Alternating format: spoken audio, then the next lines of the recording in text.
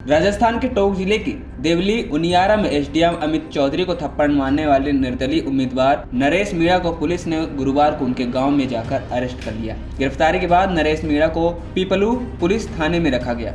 इस बीच नरेश मीणा की एक तस्वीर सामने आई है जिसमें वह हवालात में नींद लेते हुए दिख रहे हैं। तस्वीर में दिख रहा है कि नरेश मीणा जेल की सलाखों के पीछे बंद है और जमीन पर लेटा हुआ गहरी नींद ले रहा है। गुरुवार को ही पुलिस भारी बल के साथ गांव में पहुंचकर नरेश तथा उसके तकरीबन 50 समर्थकों को अरेस्ट कर लिया था। थप्पड़ कांड के खिलाफ 200 अधिकारी मुख्यमंत्री आवास पहुंचे। राजस्थान प्रशासनिक सेवा के ये अधिकारी नरेश मीणा के द्वारा एसडीएम अमित चौधरी को थप्पड़ मारने के खिलाफ कड़े एक्शन की मांग के लिए गए थे।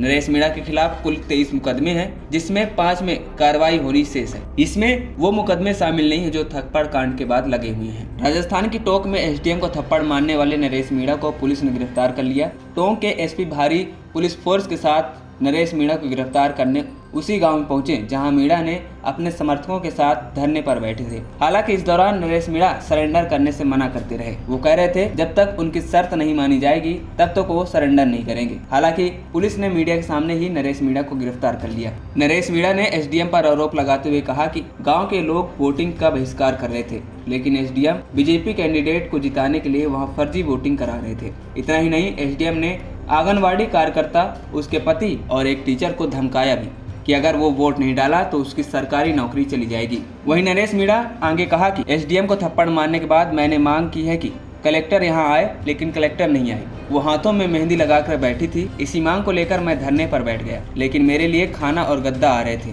उन्हें भी पुलिस ने नहीं आने दिया और मेरे फिर समर्थकों पर लाठीचार्ज कर दिया। मुझ पर मिर्ची बम से हमला किया गया, जिससे मैं बेहोश हो गया और फिर मेरे साथी मुझे लेकर 5 किलोमीटर दूर किसी घर में छिपा दिया। मैंने कहा कि एसपी यहाँ आए और मेरी गिरफ्तारी करे, लेकिन एसडीएम के खिलाफ कार्रवाई की जाए। एएनपी टाइम्स की रिपोर्ट।